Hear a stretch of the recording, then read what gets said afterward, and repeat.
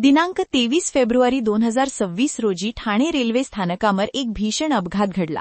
Station मास्तर यांनी announcement करून माहिती दिली की प्लॅटफॉर्म क्रमांक 07 वर आलेल्या महानगरी एक्सप्रेसच्या S5 व S6 कोचच्या खाली एक महिला पाय घसरून पडली आहे. तत्काळ पोलीस व हमाल घटनास्थळी पोहोचले. महिलेला गाडीखालून बाहेर काढण्यात आले असता तिचा उजवा हात खांद्यापासून पूर्णपणे तुटून वेगळा झाल्याचे आढळले.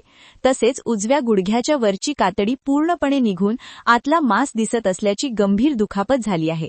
अपघाताच्या वेळी महिला पूर्ण शुद्धीवर होती.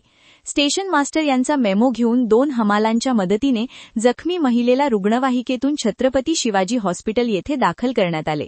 तेथे अपघात विभागात ड्युटीवरील डॉक्टर दत्ता यांनी तत्काळ उपचार सुरू केले.